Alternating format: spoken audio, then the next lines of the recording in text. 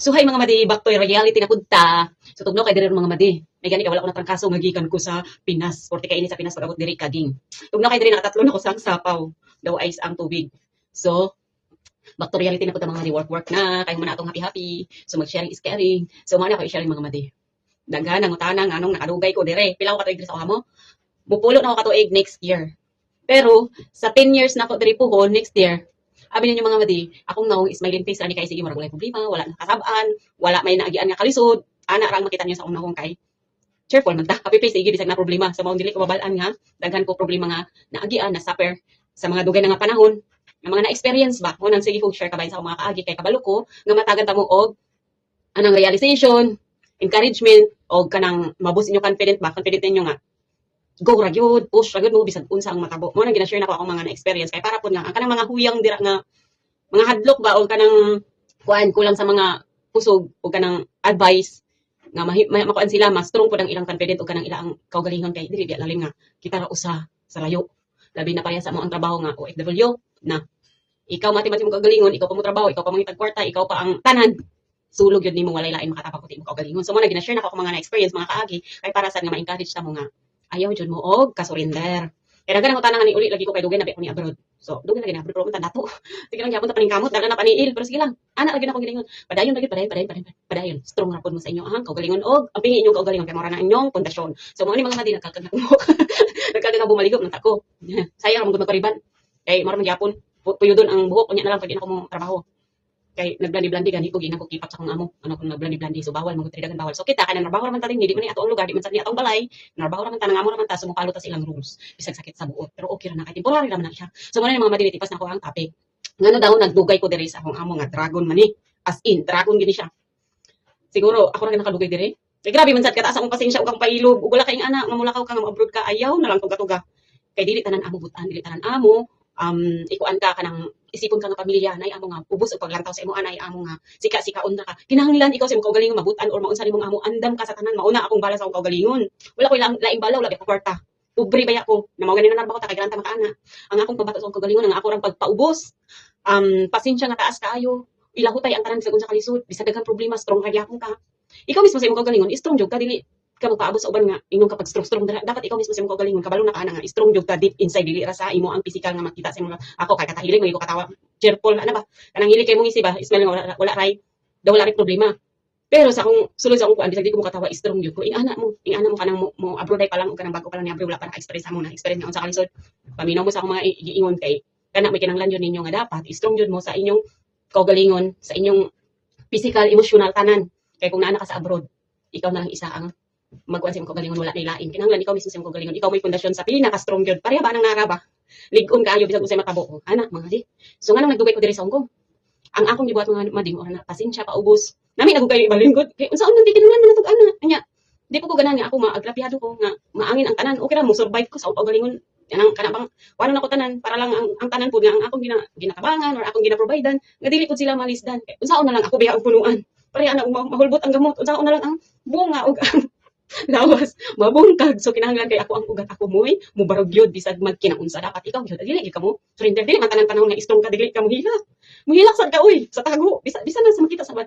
dili na gyud kaya bisag unsa mo ka muhilak gyud ka pero di ka taman hilak ayaw gyud og surrender kay pag sulay ra na mga madi so mao nga dugay ko diri tungod ana nga rason tungod ana nga kinaiya nga musugakot gyud og mo dili gyud mo surrender bisag unsa ang matabo daghan na kay natabo sa akong kinabuhi pila na ko katuig ni abroad bata pa ko ni abroad ko 23 karon mo 30 35 ko karon so pila na katuig bata pa ko nagkuan nagsugod pa lang ko trabaho pila pa akong edad wala gyud ko mi surrender og kani pag abroad mga madi dako gyud nga tayang sako ang abi na ko dili na ko masugakot kay pulanon di ako trabaho pag dili jud ko pero kay pamilya man ang akong gina sa gubang sa una nga pagsugod yun na wala jud ko mi surrender bisag unsa pa akong nagian wala jud ko ni surrender og abroad kay lagi na tay goal nga makatabang og bisag gamay mahawas alisod ana ba atong mga pangarap kay dili kinahanglan ni atong pangarap ato ang buy-an ato ang yun ang isurvive kung gusto yun nimo may naa gyud paraan so mao na mga madi nganong ning dugay ko diri sa abroad bisag daghan kayo kong luha nagian diri sa ako amo so ako nga mo dili na siya lalim og batasan as in ang wala na ko nagian yun ako ang akong kamaayo wala na ko nagian sa iya sa una nga tuig duha tulo upat lima ka tuig na ko nag-survive ang iyang ka tigre kamaldita tanan as in kada gabi igahilak yun ko mga bata gagmay pa ako atanan. Sa trabaho wala sila problema kay kabalo man sila nga hard working ko. Then sa batasan wala pud sila problema. Kana bang kanunay ra kagapaubos ba? Kay lagi kuan ko nga kinahanglan ako ana, kinahanglan ako magwanta. Pero sa mga gipakita nako sa ila asa nga nagdugay ko wala gyud na siya nausab kay mao naman jud ko. So nakita siguro nila nakaluyan yang butan gyud siya. Nabutan gyud siya. Ang akong sitwasyon sa una ug karon wala, layo na kaayo. Dili na siya pareha sa una. Wala nang iyang sige kasuko ana. Wala na. Layo na kay sa una. Ang kalisod nako sa una ug karon nabali. Natawhay ko karon. Sa una garabi na akong hilak-hilak, garabing kasaba. Abi ninyo ang nakapadugay sa ako adiri bisag kasabaan ko ana kay manas laganan mo rason ka. Sige rin okay madam. Bisag kasabaan ka, okay madam, okay madam. Sige ra gid okay madam, okay madam. Mo ana bisag sakit na kayo okay madam. Bisag gatulo na imong luha, taw-tago na kapag makita ang smell ra gyapon okay madam. Diha ako nagdugay dili ka mo sukol sa imong amo. Kay bisag unsa ka tigre sa imong amo pirmaot magid katasan na man gyud. Ikaw mismo kabalo na kasi mo kaugalingon sa imong pagpaubos. Basta ang nakapadugay sa ako magsigira ko okay madam. Bisag sakit ako okay madam nakaluyan sa Ginoo. Lima pud katuig akong antos usa na okay akong sitwasyon. Pero okay lang worth it ang tanan. Worth it ang tanan. Kaya ang nagyan ako sa una nga kalisod ug karon dili na pareha.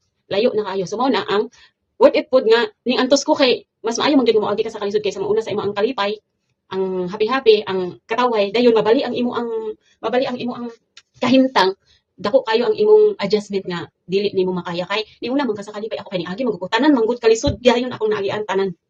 Mauna nga ako, pag na ako mga problema, wala ko dili ko basta-basta mo surrender. Gamay nga problema, kaya na ko anon. Wala ko basta-basta ka surrender kay ngano ni agi kog kalisod, mauna ko mo agi mong kalisod, blessing na siya kay dili tanan panahon na ata sa kalipay. Dili tanan panahon sadya ta happy ta, daghang ta kwarta dili tanan kinahanglan ang kanang makagi mo kanang sayon imo pagsulay o kanang kaguol ana okay ra na. Pangandam na siya sa mga moabot nga panahon kay if ever nga naamoy sitwasyon nga lisod nga maagian dili mo basta-basta mo surrender. Ako manggod sa una, gamay pa ko. Ay, anong gadalaga-dalaga na, bisan gamay pa ka, mature naman yung ko una. Gamay pa ko, pero ako nauna, tagas na kaayo. Na, hantod nga, nadalan ako na siya pagkatako. Ay, lagi, kalisod ba ang naagian na to sa una? Dili ba yung anang, tanan ni mo kuan makabot, dili taman ra pangandoy. So, dugay, pag yun anak ko siya natuman. Di man yun, as in, nga taas kayo pangandoy. Simple na good, makakaon sa ikatlo kaadlaw, makahatag ka og nga malipay ra imong pamilya. Ana, bisan sa gamay nga butang mo na, gamay nga butang, gina-appreciate na ko na siya, kaayo, kay. Wala, biyan ako sa una. Ang mga wala na ko nagyan sa una, nga mga kalisod, ay mga kalipay. Magian ako sa karon appreciate na kay na ako bisag gamay nga butang. So mauna nga ako nagyan sa una mga kalisod bisag unsang problema maabot sa ako wala jud ko dayon nga surrender. Mauna kung naamoy magian nga mga kalisod ayaw mo dayon nga surrender, ayaw mo kaguol na malas dili na siya. Pag sulay na siya sa inyo kay kung makuan nimo na siya ma-survive nimo na siya or kana pang malagpasan. Pag naa kay problema nga maabot bisag dako pa na siya kaya kay nimo siya dili ka basta-basta muya. Pero timan dili kay sa strong kay ka di nakamuhila. Muhilak gyapon mga madi. Ako kapayasan man ko. Basta pag dili ako kaya muhilak jud ko. Pag dili akong luha bililon kay akong mga madi mo nang di ko muhilak kay pag once na muhilak ko kana pinakasakit na pinakalisod og dili man ko basta-basta muhilak kung walay hinungdan. Di man kay lagi di ta plastic ba. Kay lagi dili ta plastic nga pagkatawo. Kung unsa ang makita niyo sa mauna, kung muhilak ko may problema ko ana, kung makatawa ko sa katawa ana, bisan may problema katawa ko pero pag mutulo na kana akong luha ana na generason na ako. So mo na nga bililon kay akong luha kay ko basta-basta muhilak. Gahi man ko mga mati pero akong heart soft hearted char. So ana mga mati. So mo na nga nagdugay ko din mga mati. Antos ang tanan mo na siya. Ako ang pamaagi. Lahi man tag pamaagi sa ako amo na siya kay kabalo mo ko sa sitwasyon ako kung unsa ako ang buhaton nga dili ko maipit sa sitwasyon.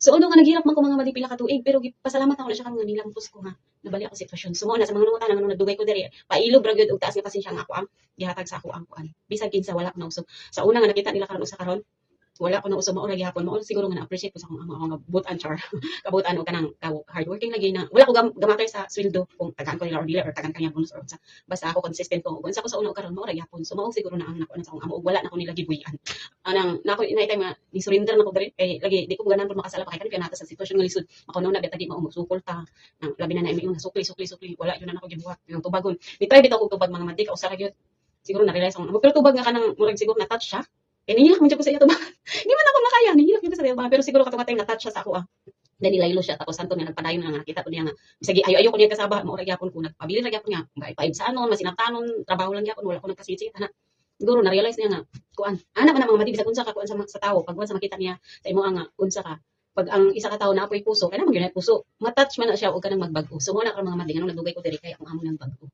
nabutan siya mura na kog abat nabutan siya mga mati dayon akong trabaho sa una ug karon lahi na sa mga nakasugakod ko sa pulo ka tuig sa mupulo na ko tuig next year wala di ko nibalhin og amo kaya di naman po kanya pahawaon so ni padayon po ko hanto na lang mahuman next year po makaluyan in God's will so mga mga madinga kamo pag naamoy problema naamoy mga pagsulay ayaw dayon mo surrender o kaya man jud ninyo ko ano nga dili ra pud mo sakiton basta kaya ra sa inyong kaugalingon padayon mo mga madi pwede mo pahuway pero dili mo surrender okay ra nang mo pahuway ayaw surrender padayon ra gyud kay maabot ra ng panahon nga ang kanang panahon mo pabor sa imo og ikaw na pud ang tagaan ni Lord og panahon nga malipayon ka. So, maro na mga madi sa mga nangutana, manong nagdugay ko, dili sige ako, okay madam, okay madam, sakit, okay madam. So, maro na ako ang mga madi. Kaya mo tubag tadi man niya, dapat ang rason, sumingon na, okay madam, lang na himo. Dili, man taamo. So, kinahanglan mo paubos ta. di matadato o so nanarbaho man ta. So mga madi kabalo mo adjust inyong kaugalingon. Labi na nanarbaho ta di man ta amo. Nagahantag panahon ni Lord nga makuan ta oh gyud ako iparana sa ako ang mga kuan ang unsa ko nagian sa mga amo nga dili maayo ug batasan. Kaya ang pinakasulay medyo kuan na. Mao jud na akong gi-promise. Ug unsa ko nagian nga dili maayo, di gyud ako na ipaagi sa uban. Bisa nag kuan, di gyud dali mga madi. Kabaluwi ta maluoy. Kabalo jud ko maluoy umot lang. Si Lord gid bahala sa ako abas ginampo lang ako tanan. Ug thank you Lord kay bisag dugay man niya gihatag ang ako mga gipangayo at least natuman jud siya mga madi. Di magud dayon ihatag ni Lord itis mabug ka kung unsa jud ka sana aka og sa wala. Ingana na siya mga madi. Kung namoy pangayoon ni Lord ayaw niyo basta dayon ko anang wala ihatag mo sa kaya ana. Dugay kayo ana. Ay surrender dayon ka. Dili na mao mga madi. Kung itis ka ni Lord sa kalisod ug kalipay dili yung ka magbago. Si Lord man ang kabalo unsay kuan imong sulod sa imong kasing-kasing unsa ka nga pagkatawo. So si Lord na nang bahala sa imong aso. Mao na consistent ra mo ubutan mo ayaw nang pag-usog may kwarta mo sa wala pag binutan ra gyud. Og maayon ka nga tawo sa wala kay kwarta sa namoy kwarta ayaw gyud pag-usog mga mati mao jud akong gipangayo gipasalamat sa Ginoo. Lord og bisag wala ko karon ug manaaman ko dili jud ko gusto nga mausog ko. Kung unsa ko di ko ganan special treatment kung unsa ko ug unsa sila ug unsa ko mao ra gyud gyapon ug unsa ko sa una mao ra gyud gyapon. Dili gyud na ako ginapangayo nga Lord og tagaan mo kanimo panahon ay tagaan mo kanimo chance nga naina ako or kwan. Ang ako ginapangayo kuan ra gyud ayaw ko usba Lord ug unsa ko sa una nga wala ko tagaan ko ning panahon nga mahina ako ayaw jud ko usba. Mao jud ako ginapangayo. Okay man sa kuha simple man. Simple ra kuan man. Okay ra sa kuha simple. Di ko ganan og ana nga kanang taas na kayo di ko ganahan kasi magbabili si kon mo lagi na ako ginampo. Nalipay man ko. Tawara na mga madi. Uy, ito na kayo maligo na ko. Bye.